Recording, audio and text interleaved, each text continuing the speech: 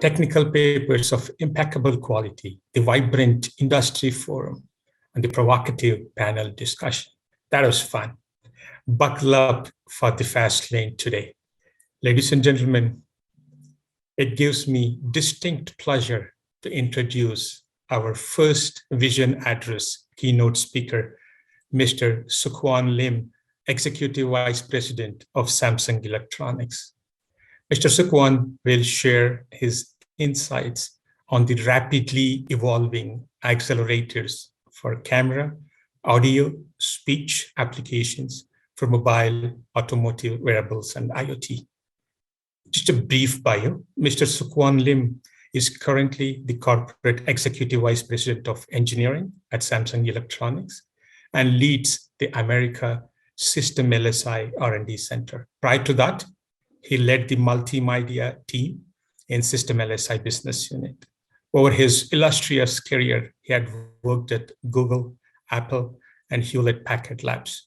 At Google, he was the head of Imaging and Vision Organization, specializing in R&D for camera hardware development, imaging and computer vision algorithms and software, machine learning accelerators for hardware software, and imaging pipeline. His org was responsible for various aspects of imaging and vision while helping ship mobile, wearable, home, and laptop products. At Apple, he was the lead architect for imaging and computer vision blocks for 4 generations of iPhone and iPad products. Mr. Hwan Lim holds a bachelor's from Seoul National University and a master's and PhD from Stanford University. With that preamble, over to you, Mr. Hwan Lim. Thank you very much, Lakshmi, for the introduction. Today, I'll be talking about the accelerators for rapidly evolving camera, audio, and speech applications. So here is the outline of the talk. I'll first briefly do an intro, briefly discuss the specialized engines that require high energy efficiency. We then look at deep learning-based applications, approaches, and their workloads. And from there, we also describe how we can get the desired energy efficiency by going fine-grained, domain-specific acceleration.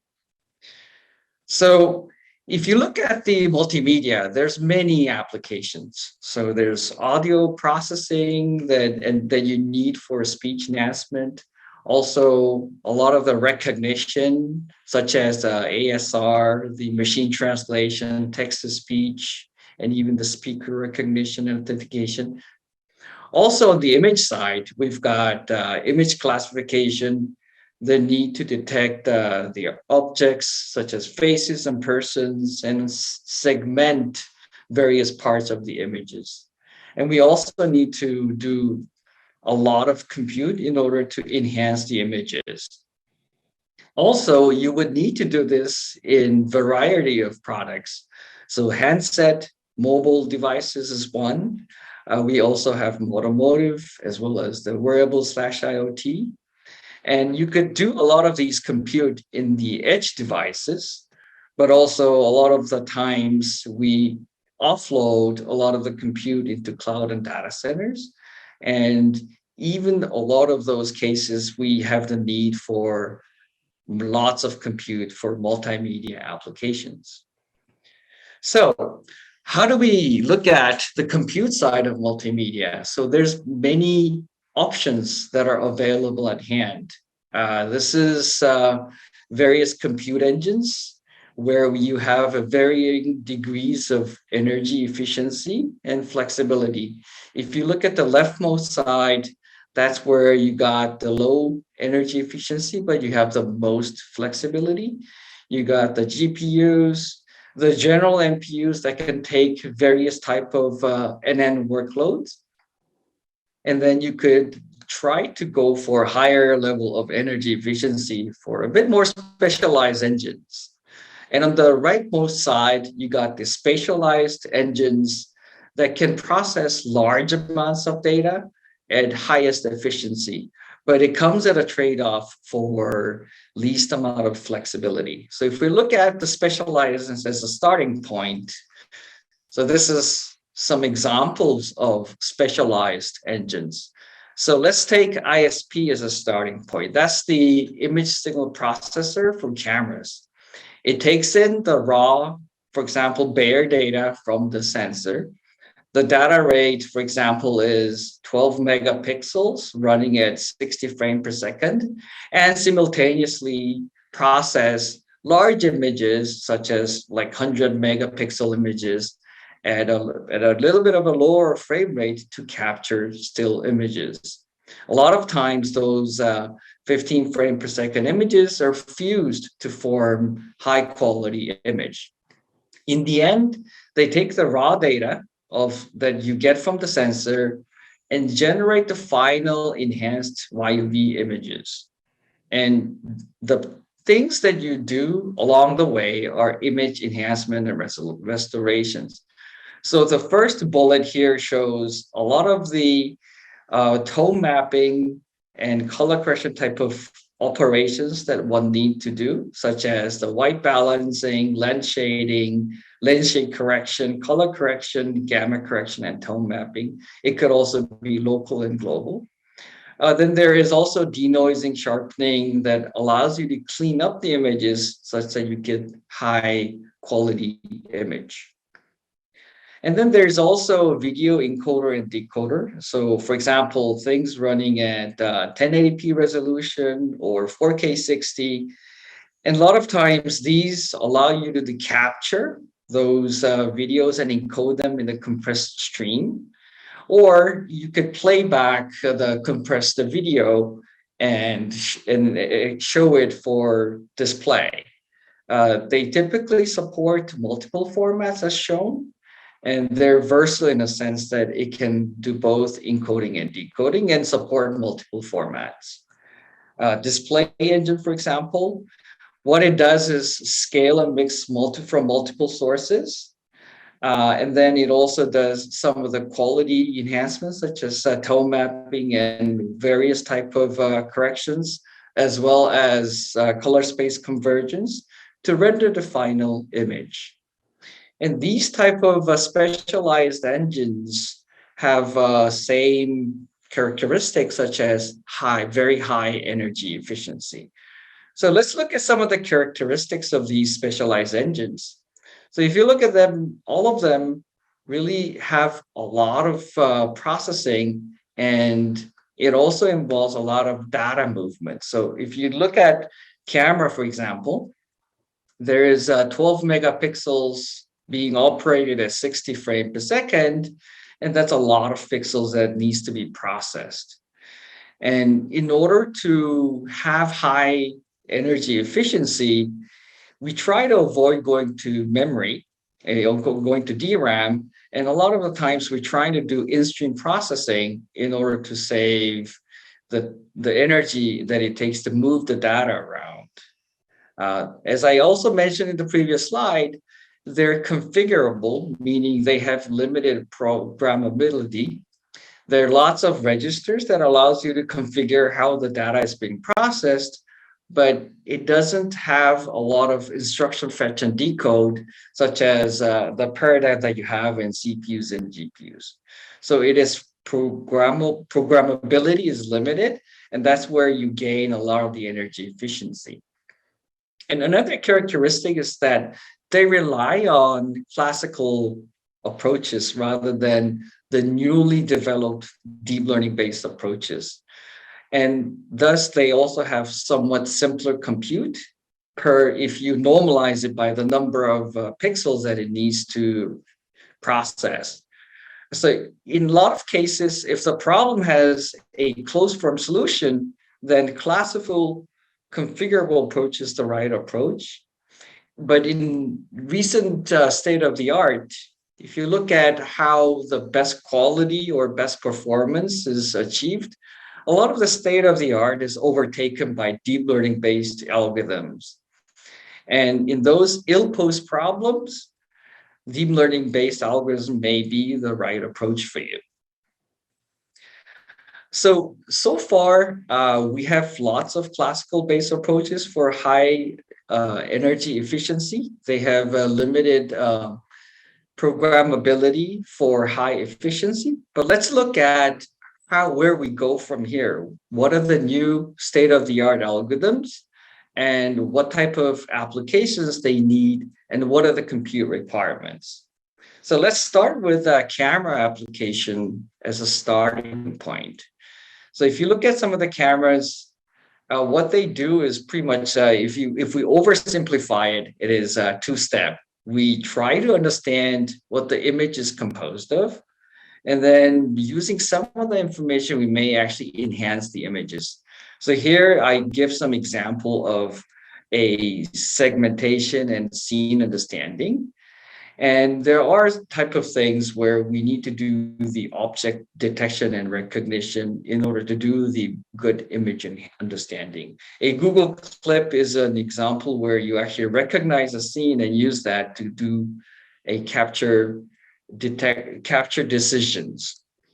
On the image enhancement side, based on the data or metadata that you've captured, you could do various type of approaches, such as getting the high dynamic range or improving the resolution via multi-frame processing. You could also have the effect of a bokeh effect by using single or multiple cameras. And you can try to do some adaptive scene control in order to have the right look and feel for the images that you capture. So let's look at a bit more on the detection side of things. So if you look at the intelligent camera, we try to detect where the objects are, as well as what the scenes are.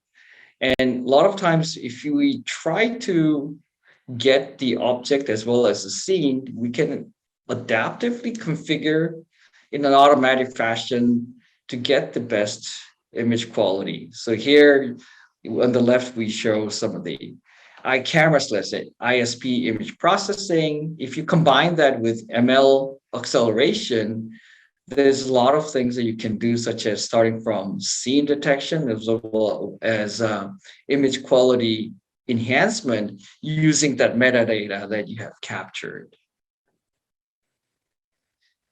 So I'll go through some of the examples where some of the scene detection or object detection may be used in order to enhance images. So one obvious example is find where the faces are. And those faces allow you to really control the balance as well as the exposure based on what you detect out of your faces. In some cases, you may need to be very precise about not just the faces, but also eyes, nose, mouth, and eyebrows in order to do some processing. And these are some of the processes that help you do the processing of image enhancement as much as well as you can. This is an example where if you detect that this is a sunset scene by doing image analysis, then you can change your capture parameters or ISP parameters to really render it the way it feels more natural. So left side is something where you would be taking a very basic scene, basic parameters, to render. The right side is an example where you would know this is a sunset image, and you would tune the parameters in order to maximize that look and feel of a sunset. An example here is if you know that this scene is trying to capture a document, then you can really try to optimize your parameters in order to be able to really get the best document processing, if you will. So left side is if you use some baseline parameters. The right side is if you knew that this is a text document, this is what you could do.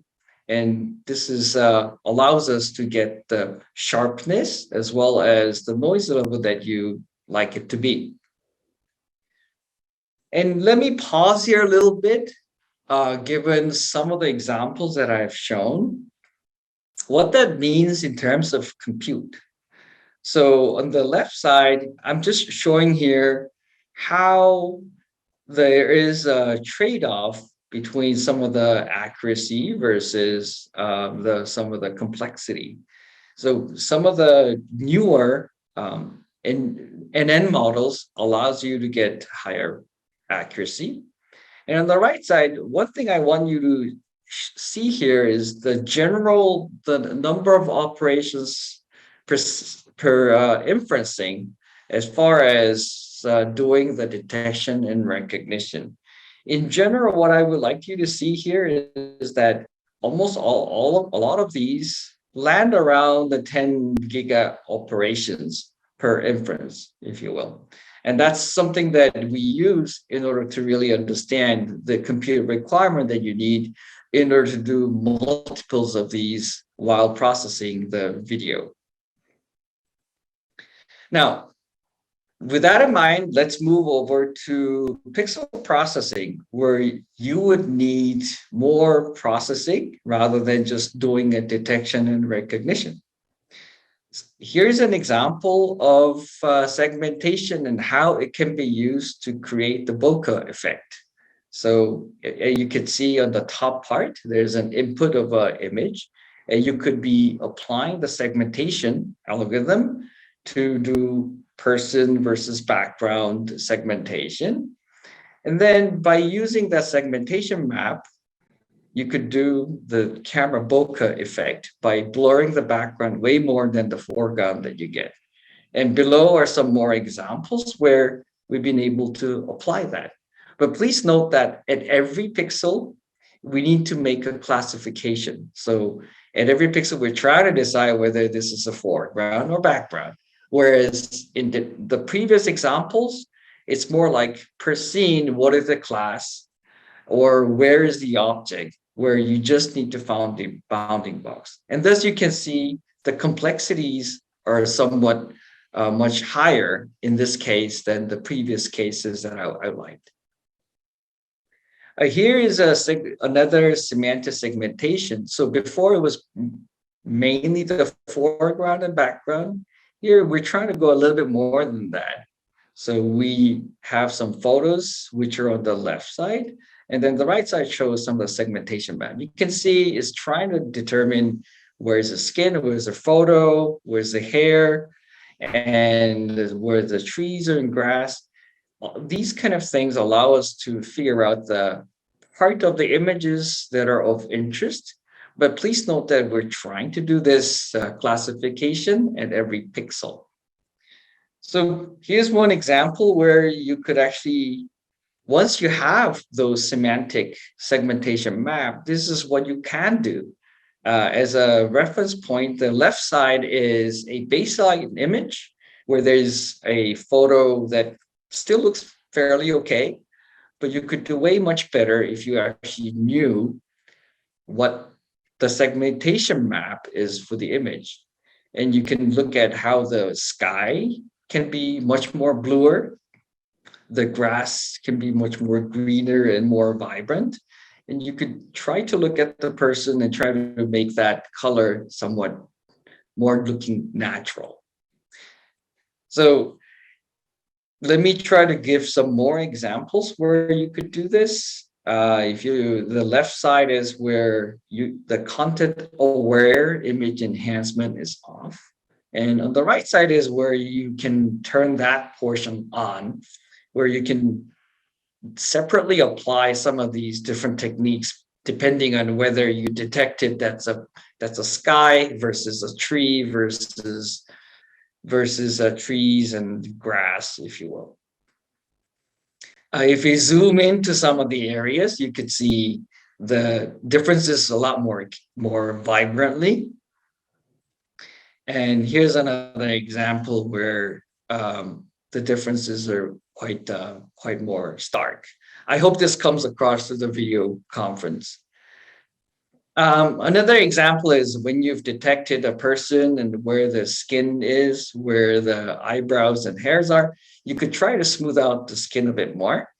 And you can make the hair or other parts of the eye more vibrant by applying a different sharpening or different technique for those areas that you have detected. Here's another example. When you go in camera application, I think you probably all have examples where you're in a backlit situation or where you're wearing hats and other things that it casts a shadow upon you. And those type of things, you can try to remove them by applying some deep learning based approaches. Please keep in mind that we're trying to change the pixel values at every pixel. And this you can kind of understand that this is going to require a lot more compute.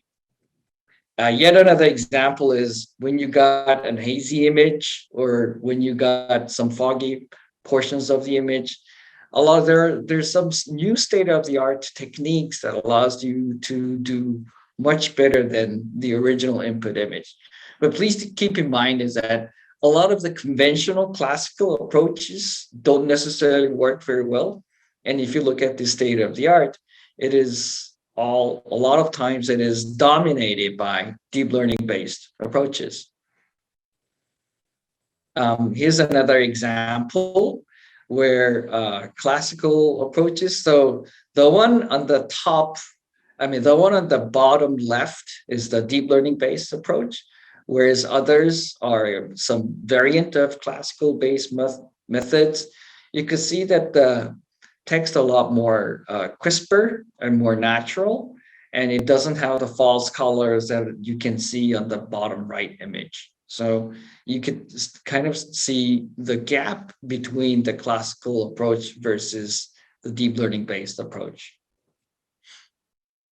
So here's an example of the compute requirements. So here, what I'm trying to show is that if you look at the detection and the classification, so these are denoted by the yellow dots, and then the x-axis is the log of giga operations per second. Remember in my earlier slides, I kind of hinted to you like 10 giga ops per second. So if it says 2 here, that's kind of equivalent to 10. You can also see those blue dots for image processing where you would need to either change the pixel values or you would need to do some classification at every pixel. You could see the amount of compute that you would need for those image processing techniques. You can see that the yellow dot cluster and the blue dot clusters are clearly well separated.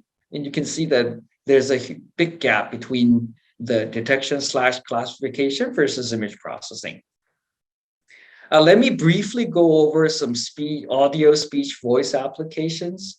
Similar to image and camera, you would also see regression versus classification. And a lot of times they have a very stringent power requirement that makes you to go cascade in a multi-stage manner. Oftentimes the computer offloaded to tiny ML accelerator so that we can have high energy efficiency. But a lot of times we are having a lot more energy bound, a lot more tighter energy bound than the camera applications. I'm not going to go to too much detail for those. On top of the red and yellow and blue dots that I showed earlier, I also added the green dots to add speech and audio. Now, one thing I just want to highlight here is that if you look at all those deep learning based approaches, even if they're called deep learning, you can see a huge gap or variation in terms of compute requirement. They're like 6-7 orders of magnitude difference between the green dots and where the blue dots are. So that's the big gap in terms of compute requirements that I want to highlight. So a few takeaways. Just as I kind of mentioned earlier, the deep learning based applications vary in compute complexity by 5 to 7 orders. So there's a tiny ones, which are audio speech, typical, which is detection and recognition, and large for image processing. So they're all huge variations, even if we kind of call them in deep learning based. So there's a massive scale variation, meaning it's really hard to have one single solution that can handle all of them. And what we're suggesting here is that we may need to do fine-grained domain-specific acceleration in order to be able to handle those massive scale difference. Also, I just want to have a highlight here is that remember one thing I mentioned, classical approaches typically have higher efficiency than deep learning based approaches. At least that's the state of the art right now. And we will just have to use the energy as your currency and use the classical approaches for easy tasks or where it has a closed form solution. Deep learning based ones where it's an ill-posed problem that you really need to solve, and the use of a deep learning based method really yields the dividends that you need. So this is kind of the takeaways that we've got based on classical versus deep learning based approaches and various types of compute that there are. So this is just an illustration of different applications or different compute requirements. Different scalability is needed. So something for green, something for blue, something for yellow. Right? So here's an example of how those clusters may be addressed with different types of ML accelerator. For example, the tiny engines may be good for horizontal power for audio speech. The typical general purpose engine may be good for detection, classification, and recognition. And in order to deal with large, something that's more dedicated for image processing may actually be a good one to be able to handle all those. And here's an example of so the x-axis is the peak power, and the y-axis is the peak performance. And each dot is an ML accelerator that have been published out there. You can also see that a lot of the ML accelerators out there are really aimed at trying to address some of the clusters from what I showed as a requirement perspective. This is more of what's out there now in order to be able to handle some of those. Okay, in summary, many multimedia applications, they require lots of compute and data movement. Classical approaches, they really have high energy efficiency due to the specialization. Classical approaches, good for closed form solution. If you really need higher quality and use the deep learning based, there's different ML engines that allow you to do that, but there's no single ML engine that can handle all variety of those compute requirements. And tiny NPU or general NPU, specialized NPU, these can handle those compute requirements that we've got for rapidly evolving multimedia application. This concludes my talk. Thank you very much. Thank you. So, Mr. Sukhwan, the question was, have we reached a limit of energy efficiency in compute hardware accelerators for camera applications, or there is still scope to improve? That was the question. Yeah, so I think that's a good question. Obviously, there's multiple ways to really go after energy efficiency. You can make architectural innovations in order to really have a better energy efficiency. You can do algorithm enhancements as well as implementation side as well. There's also improvements that are going on in terms of semiconductor process. That's also still keep on going, although the rate at which it has been going has slowed down a bit. But as far as the question goes, I think there's still room for us to go in terms of energy efficiency improvements that can go anywhere from the algorithm level to implementation. The challenge, I think, is while we're having that improvement, the requirement keeps on going up and up at a probably at a faster pace. That's the challenge that we're dealing with. And every time the competition in this area is very intense, and we really all try to improve in all aspects. Thank you, Mr. Sukwani. I think if I just have to quote what you said, from hardware side, whatever scaling performance we can get is all we get, but lot more could be seen on the algorithmic side is the way I understood your comment. Thank you for that. Algorithm, and there's also microarchitecture implementations. There's a lot of innovations to be had there. We will continue to do all those that in order to squeeze as much as possible.